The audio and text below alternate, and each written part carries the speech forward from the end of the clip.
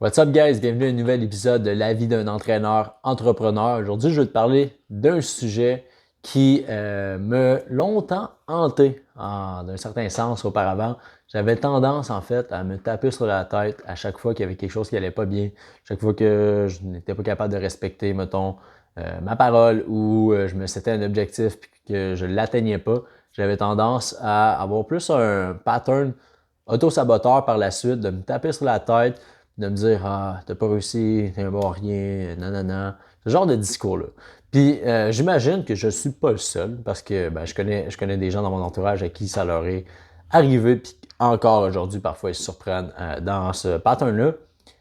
Je suis curieux, toi, est-ce que ça t'arrive aussi? Tu pourras répondre, je t'entends pas présentement, mais bon, à la limite, si tu veux venir m'en jaser, ça va me faire plaisir. Je pense qu'il y a beaucoup de points que tu vas peut-être connecter dans cet épisode-là avec ce que je vais parler. Mais overall, je vais te partager qu'est-ce que moi j'ai fait pour m'aider à m'en sortir d'un certain sens, pour que ça m'affecte moins aujourd'hui, puis que je sois capable d'avoir une meilleure vision de moi-même, parce que quand tu as un discours interne de toi qui est un pourri, qui est pas capable d'atteindre ses objectifs, qui est pas capable de faire ses choses, ben je te garantis que les actions qui suivent ne sont pas bonnes aussi.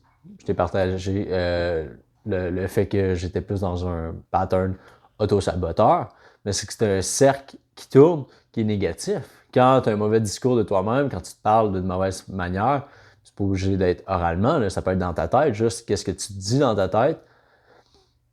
Si tu penses que c'est des choses qui sont pas bonnes, dans le fond, tu dis des choses pas bonnes, inévitablement, ça va avoir aussi des impacts sur les actions qui vont suivre. Ensuite de ça, si les actions ne sont pas en lien avec ta vraie identité et ce que tu vas atteindre dans le futur, mais ça va te décevoir. Si ça te déçoit, ça va avoir tendance à te dire des mauvaises choses. Tu vois le cercle, où est-ce qu'il s'en va? C'est que tant que tu ne règles pas le pattern, tant que tu ne fais pas une coupure à ça, tu vis là-dedans. Puis, pas que c'est difficile de s'en sortir, mais c'est que tu peux rester pris là-dedans sans réellement te rendre compte de l'impact que ça a. Puis c'est que ça détruit à petit feu ta confiance, ça détruit à petit feu ta productivité, ça peut même détruire tes relations. Tu sais, ça peut aller loin. Fait que moi, qu'est-ce que j'ai fait à travers le temps? Puis c'est clairement pas quelque chose qui change du jour au lendemain, puis je me suis pas réveillé un jour, puis je me dis aïe aïe, ok, je suis guéri, ça m'arrive plus jamais. Non, c'est pas comme ça que c'est arrivé, malheureusement. Mais dans la vie, je pense que c'est toujours comme ça. Il y a très peu de choses que du jour au lendemain, tu es capable de changer, puis que tout va bien. Mais bon, une chose que j'ai fait qui m'a énormément aidé, en fait, qui m'a aidé à progresser puis à comprendre premièrement le pattern, parce que tant que tu le comprends pas, tu pourras pas le régler. Une fois que tu le comprends, c'est comment tu peux le régler, c'est de faire des mentorats. Un livre que je parle souvent, c'est le livre Le pouvoir de choisir de Manu Lemire. J'ai fait du mentorat privé avec lui pendant un bon petit bout. J'ai fait sa cohorte. Ensuite de ça, j'ai assisté à plusieurs de ces événements qui a fait 100 personnes.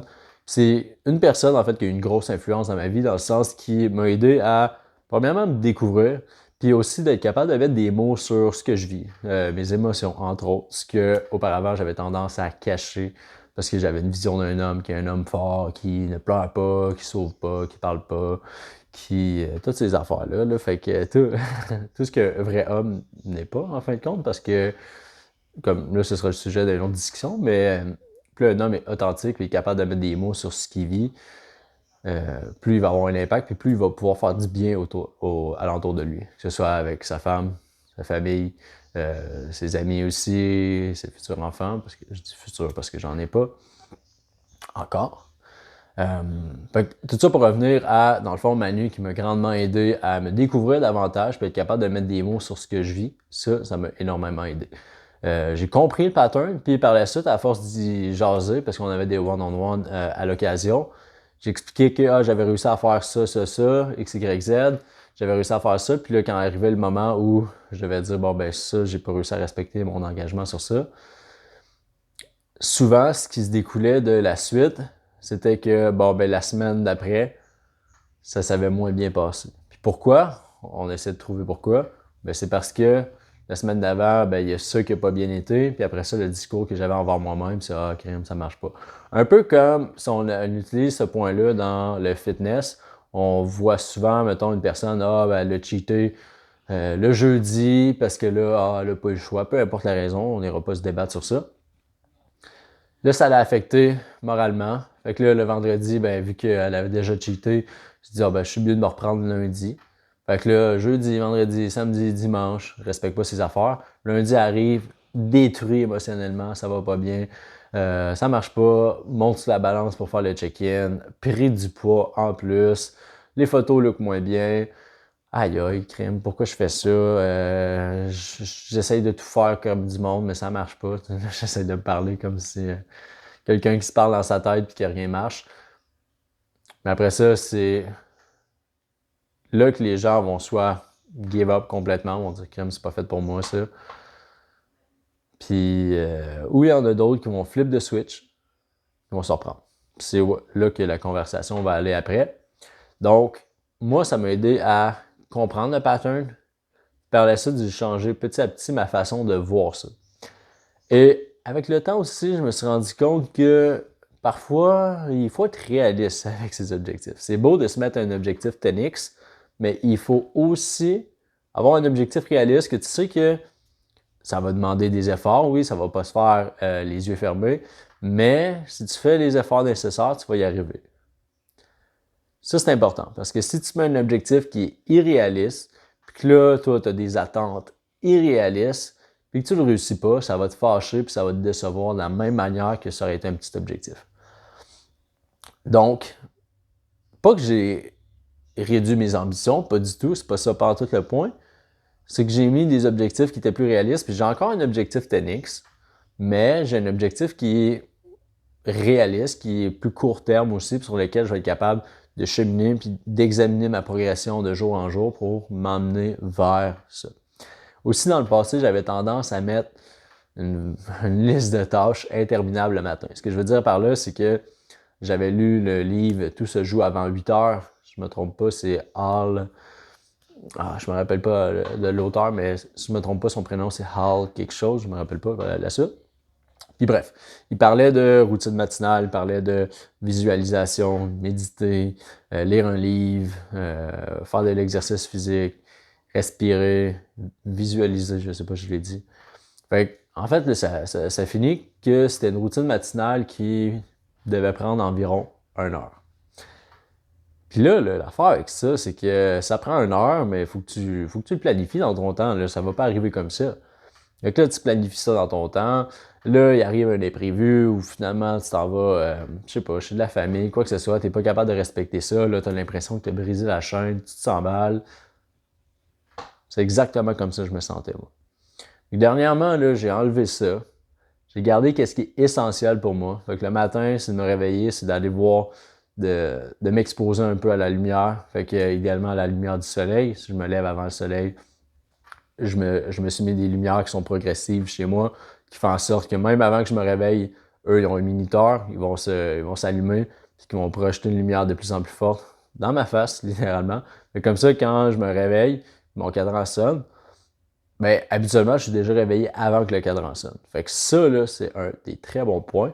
Là, je suis en train de m'écarter sur ma routine du matin, mais tout ça pour dire que j'ai enlevé ce qui était pas nécessaire, puis aussi ce qui me grugeait un maximum d'énergie. Je sais que moi, la méditation, c'est quelque chose que j'ai bien de la difficulté à faire.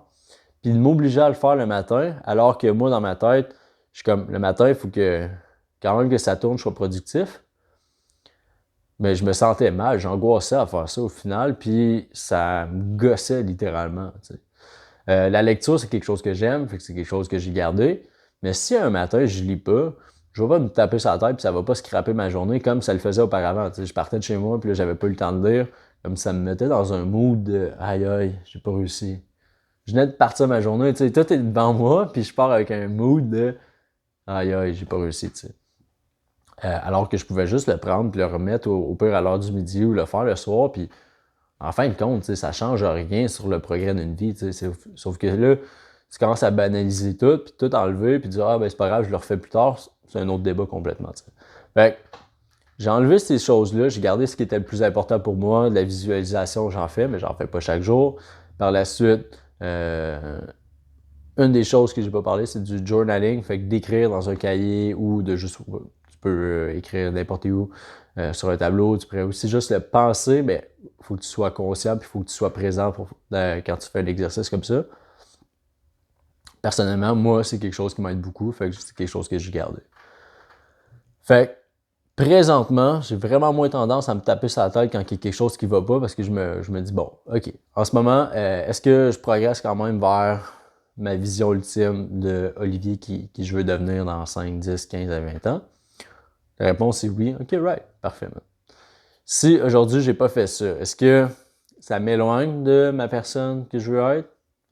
Si la réponse est oui, ça m'éloigne, ben je vais essayer de trouver ça une alternative ou à la limite de tout de suite le bloquer dans un autre moment, je sais que ça va être plus opportun pour moi. Puis, je me laisse des espaces tampons aussi. Les espaces tampons, c'est des moments que tu vas mettre dans ton agenda que tu sais que ben, ces moments-là, c'est comme un buffer time dans le fond. Fait que c'est un moment que si tu n'as pas eu le temps de faire tout ce qu'il fallait, tu vas pouvoir le reprendre puis prendre le. Ou tu vas peut-être arriver puis finalement, j'ai tout fait ce qu'il fallait que je fasse.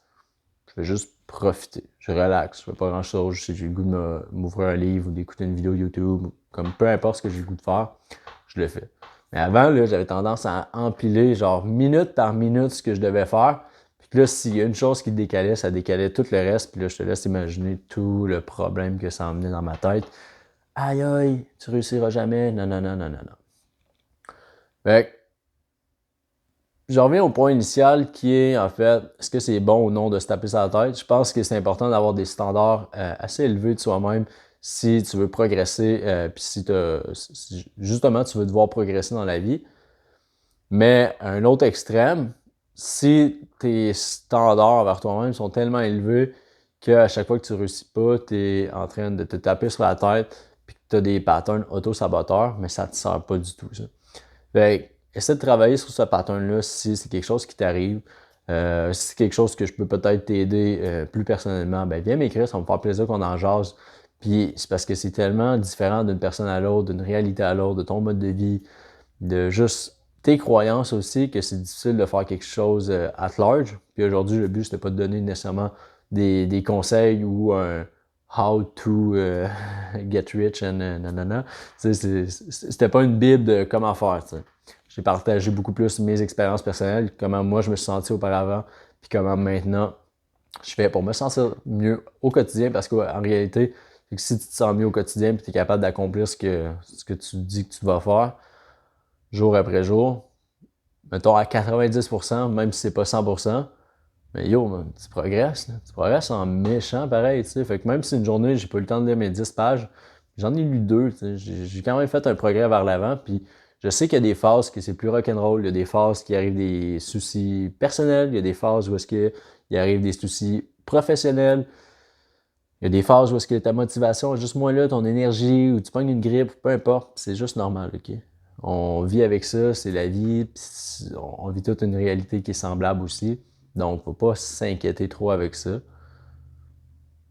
Oui, tu veux te pousser, mais tu veux aussi te respecter dans tout ça. C'est ce que j'ai appris moi. Puis, si je suis honnête avec toi, je me sens vraiment mieux maintenant par rapport à ça. Puis j'ai plus d'espace mental aussi. Puis ça, c'est quelque chose que tu vas te rendre compte que plus tu vas être capable de créer de l'espace mental, plus tu vas être capable de prendre des bonnes décisions, des décisions qui vont avoir beaucoup d'impact, plutôt que juste les micro-décisions, micro-manager, tout ce qui se passe. Parce que c'est pas le fun. C'est le fun pendant un temps, parce que là, tu checkes plein d'affaires, tu as de la dopamine rapide, mais c'est pas soutenable sur le long terme. Fait que bref, j'espère que ça a pu peut-être t'aider avec ce que tu vis présentement ou ce que tu as déjà vécu dans le passé. Peut-être que tu connais quelqu'un qui est dans cette situation-là, que ça pourrait l'aider, le podcast. Envoie-lui, je suis sûr que ça va pouvoir l'aider. Puis moi, ça m'aide aussi à faire connaître plus le podcast, à faire connaître Coach Oli aussi, Optimize Body à travers tout ça. Donc, si tu as aimé l'épisode, laisse un like, partage selon sur quoi tu écoutes comme plateforme en ce moment. Puis ben, nous, on se dit à la prochaine.